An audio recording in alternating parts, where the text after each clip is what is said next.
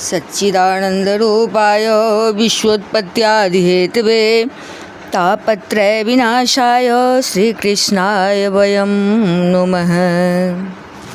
यं प्रव्रजन्तमनुपेतमपेतकृत्यं द्वैपायनो विरहकातरयाजुहाव पुत्रेति तन्मयतया तर्वो विनेदोस्तं सर्वभूतहृदयं मुनिमानतोऽस्मि। निगमकल्पतरोर्गलितं फलं शुकमुखादिमितद्रवसंयुतं पिबत भागवतं रसमालयं मुहुरहुरसिका भुवि भावुका। ओम नमो भगवते वासुदेवाय। ओम श्री परमात्मने नमः। इस YouTube चैनल पे सभी भक्तगणों का हार्दिक स्वागत है, हार्दिक अभिनंदन है। श्रीमद् भागवत महापुराण के नवम स्कंध में 21वां इसमें कि भरत वंश का वर्णन, राजा रंती देवी की कथा का वर्णन किया गया है। श्री शुकवाच वेतथस्य सुतो मन्युर्बृहत्सत्रो जयस्ततः महावीर्यो नरो गर्गः संकृतेस्तो नरात्मजः। श्री सुखदेव जी कहते हैं, परीक्षित, वितथ अथवा भरद्वाज का पुत्र था मन्यु। मन्यु के 5 पुत्र हुए, बृहत्सत्र, जय, महावीर्य, नर और गर्ग। नर का पुत्र था संकृति। गुरुश्च रन्तिदेवस्य संकृतेः पाण्डुनन्दनो रन्तिदेवस्य हि यश यहामूत्र च गीयते। संकृति के 2 पुत्र हुए, गुरु और रंतिदेव। परीक्षित, रंतिदेव का निर्मल यश इस लोक और परलोक में सब जगह गाया जाता है। देव तस्य ददतो लब्धं लब्धं बुभुक्षतः निष्किंचनस्य धीरस्य स्वकुटुम्बस्य सीदतः। रंतिदेव आकाश के समान बिना उद्योग के ही दैव प्राप्त वस्तु का उपभोग करते और दिनों दिन उनकी पूंजी घटती जाती। जो कुछ मिल जाता उसे भी दे डालते और स्वयं भूखे रहते। वे संग्रह परिग्रह ममता से रहित तथा बड़े धैर्यशाली थे और अपने कुटुंब के साथ दुख भोग रहे थे। व्यतियोरष्टचत्वारि सदहान्यपिबतः किल घृतपायस संयावं तोयं प्रातरुपस्थितम्। एक बार तो लगातार 48 दिन ऐसे बीत गए कि उन्हें पानी तक पीने को न मिला। 49वें दिन प्रातःकाल ही उन्हें कुछ घी, खीर, हलवा और जल मिला। कृच्छ प्राप्त कुटुम्बस्य क्षोत्रेडम्भ्या जातवे पथो अतिथिर्ब्राह्मणः काले भोक्तुकामस्य चागमत्। उनका परिवार बड़े संकट में था। भूख और प्यास के मारे हुए लोग कांप रहे थे, परंतु ज्यों ही उन लोगों ने भोजन करना चाहा त्यों ही एक ब्राह्मण अतिथि के रूप में आ गया। तस्मै संव्यभजत्सो अन्नमादृत्य श्रद्धान्वितः हरि सर्वत्र संसपंस्यन् स भुक्त्वा प्रयोदुजः। रंतिदेव सब में श्री भगवान के ही दर्शन करते थे, अतएव उन्होंने बड़ी श्रद्धा से आदरपूर्वक उसी अन्न में से ब्राह्मण को भोजन कराया। ब्राह्मण देवता भोजन करके चले गए। अथान्यो भोज्यमानस्य विभक्तस्य महीपते विभक्तं व्यभजत तस्मै वृषलाय हरिस्मरन्। सुखदेव जी कहते हैं, परीक्षित, अब बचे हुए अन्न को रंतिदेव ने आपस में बांट लिया और भोजन करना चाहा। उसी समय एक दूसरा शूद्र अतिथि आ गया। रंतिदेव ने भगवान का स्मरण करते हुए उस बचे हुए अन्न में से भी कुछ भाग शूद्र के रूप में आए अतिथि को खिला दिया। याते शूद्रे तमन्यो गादतिथि स्वभिरावृतः राजन में दीयतामन्नम सौगनाय भूक्षते। जब शूद्र खा पी कर चला गया तब कुत्तों को लिए हुए एक और अतिथि आया। उसने कहा, राजन, मैं और मेरे ये कुत्ते बहुत भूखे हैं, हमें कुछ खाने को दीजिए। सौआदित्यावशिष्टं यत् बहुमान पुरस्कृतं तच्च दत्त्वा नमश्चक्रे स्वभ्यः स्वपते विभुः। रंतिदेव ने अत्यंत आदर भाव से जो कुछ बच रहा था सब का सब उसे दे दिया और भगवानमय होकर उन्होंने कुत्ते और कुत्तों के स्वामी के रूप में आए हुए भगवान को नमस्कार किया। पानीय मात्र मोक्षेशम तच्चेक परितर्पणम पास्यतः पुलकशोभ्यागा दपोदेह्य शुभस्य में। अब केवल जल ही बच रहा था और वह भी केवल एक मनुष्य के पीने भर का था। वे उसे आपस में बांटकर पीना ही चाहते थे कि एक चांडाल और आ पहुंचा। उसने कहा, मैं अत्यंत नीच हूँ, मुझे जल पिला दीजिए। तस्यतां करुणां वाचं निशम्य विपुलश्रमां कृपयाभ्रे संतप्त इदमाहामृतं वचः। चांडाल की वह करुणापूर्ण वाणी, जिसके उच्चारण में भी वह अत्यंत कष्ट पा रहा था, सुनकर रंतिदेव दया से अत्यंत संतप्त हो उठे और ये अमृतमय वचन कहने लगे। न कामयेऽहं गतिमीश्वरात् परा मस्तद्रियुक्ता मनुम पुनर्भवं वा आर्ते प्रपद्येऽखिलदेहभाजा मनः स्थितो येन भवन्त्यदुःखाः।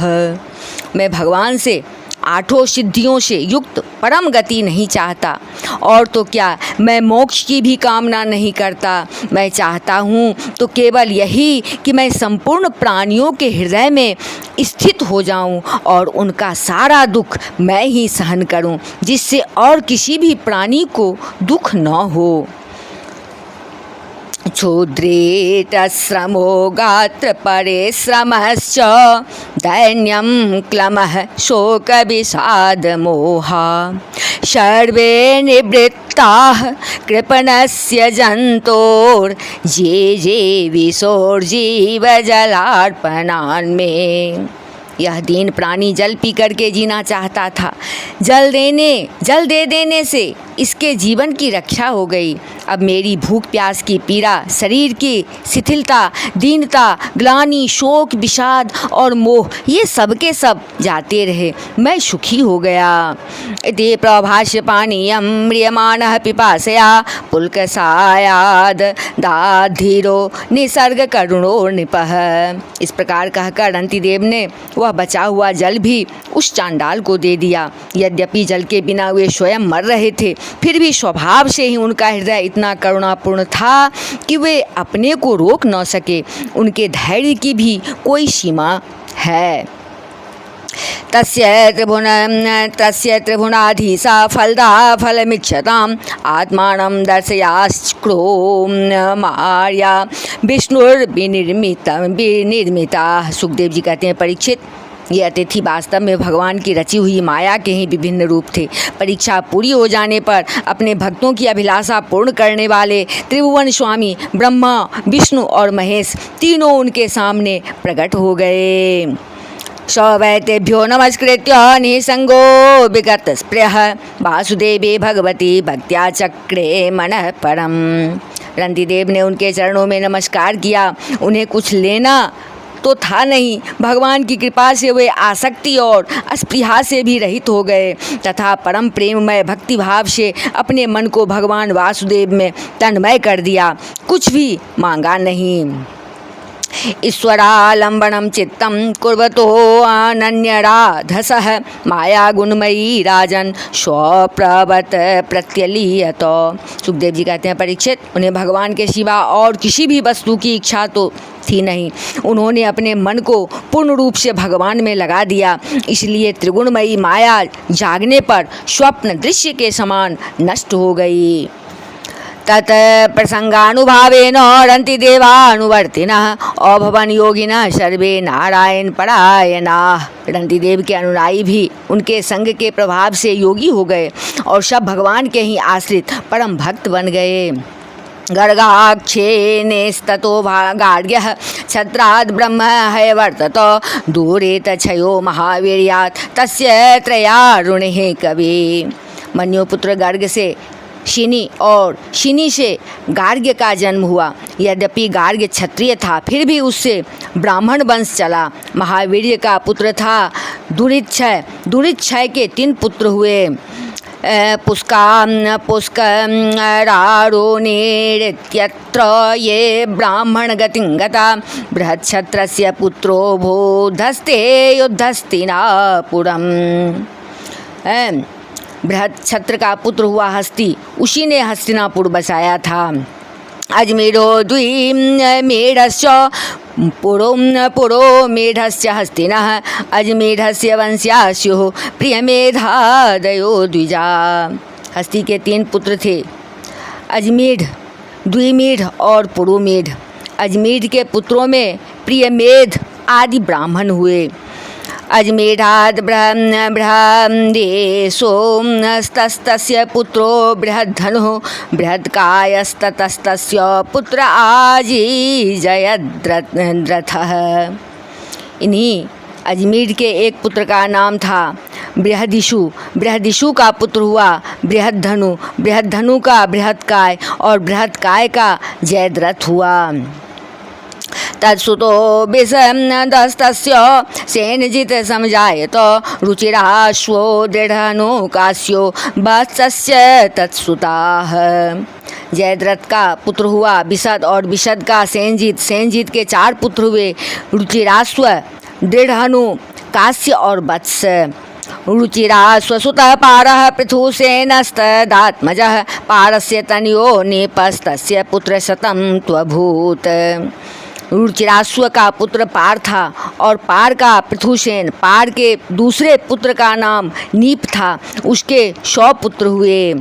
सकृतव्यांशुकन्यायां ब्रह्मदत्तमजीजनत सयोगी गभी भार्यायां विश्वक्सेनमधात्सुतम्। इसी नीप ने छाया सुख की कन्या कृत्वी से विवाह किया था। उससे ब्रह्मदत्त नामक पुत्र उत्पन्न हुआ। ब्रह्मदत्त बड़ा योगी था। उसने अपनी पत्नी सरस्वती के गर्भ से विश्वक्सेन नामक पुत्र उत्पन्न किया। योगे सभ्योपदेशेन योगतंत्रं चकारः उदखनस्ततस्तस्मात् भल्लादो वाहरदिसवाह। इसी विश्वक्सेन ने जैगी सभ्य के उपदेश से योग शास्त्र की रचना की। विश्वक्सेन का पुत्र था उदकस्वन और उदकस्वन का भल्लाद। ये सब बृहदिषु के वंशज हुए। यवे नरो द्विमीढस्य कृतिमांसस्तत्सुतः स्मृतः नाम्ना सत्यधृतयस्य दृढ़नेमि सुपार्श्वकृत। द्विमेढ़ का पुत्र था यभिनर। यभिनर का कृतिमान, कृतिमान का सत्यधृति, सत्यधृति का दृढ़नेमि और दृढ़नेमि का पुत्र सुपार्श्व हुआ।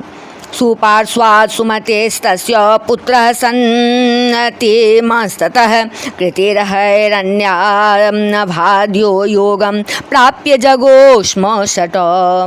सुपार्श्व से सुमति, सुमति से सन्नतिमान और सन्नतिमान से कृति का जन्म हुआ। उसने हिरण्याभ से योग विद्या प्राप्त की थी और संहिता प्राच्य साम्रां वै निपोहे ग्रायुधस्ततः तस्य क्षेम्य सुवीरोत् सुवीरस्य रिपुंजयः। प्राच्य साम नामक ऋचाओं की 6 संहिताएं कही थी। कृति का पुत्र नीप था। नीप का उग्रायुध, उग्रायुध का क्षेम्य, क्षेम्य का सुवीर और सुवीर का पुत्र था रिपुंजय। ततो बहुरथो नाम पूर्णमीढो प्रजोऽभवत् नलिन्यामजमीढस्य नीलः शान्ति सुतस्ततः। इसके बाद रिपुंजय का पुत्र था बहुरथ। द्विमीढ़ के भाई पुरुमीढ़ को कोई संतान न हुई। अजमीढ़ की दूसरी पत्नी का नाम था नलिनी। उसके गर्भ से शांते सुशांतिस्तत्पुत्रः पुरुजोरकस्ततो भवत्। भार्म्याश्वस्तनयस्तस्य पञ्चाशन्मोद गाङ्गलादयः। यभिनरो बृहदिषुः काम्पिल्यः संजयः सुता। भर्म्याश्वः प्राह पुत्रा मे पञ्चानां रक्षणाय वेश्यानामलमिमे इति पञ्चालसंहिताः। मोदगलाद् ब्रह्मनिर्वृत्तं गोत्रं नमोङ्गल्यसंगीतम्। अजमीर की दूसरी पत्नी का नाम था नलिनी। उसके गर्भ से नील का जन्म हुआ। नील का शांति, शांति का सुशांति, सुशांति का पुरुज, पुरुज का अर्क और अर्क का पुत्र हुआ भर्म्याश्व। भर्माश्व के 5 पुत्र थे, मुद्गल, यविनर, बृहदिषु, काम्पिल्य और संजय। भर्माश्व ने कहा, ये मेरे पुत्र 5 देशों का शासन करने में समर्थ है, इसलिए ये पंचाल नाम से प्रसिद्ध हुए। इनमें मुद्गल से मौद्गल्य नामक ब्राह्मण गोत्र की प्रवृत्ति हुई। मिथुनम मुद्गलाद् भार्म्याद् दिवोदासः पुमानभूत। अहल्या कन्यकायस्याम शतानंदस्तु गौतमात्। भर्माश्व के पुत्र मुद्गल से यमज संतान हुई, यानी जुर्वा संतान हुई। उनमें पुत्र का नाम था दिवोदास और कन्या का अहिल्या। अहिल्या का विवाह महर्षि गौतम से हुआ। गौतम के पुत्र हुए शतानंद।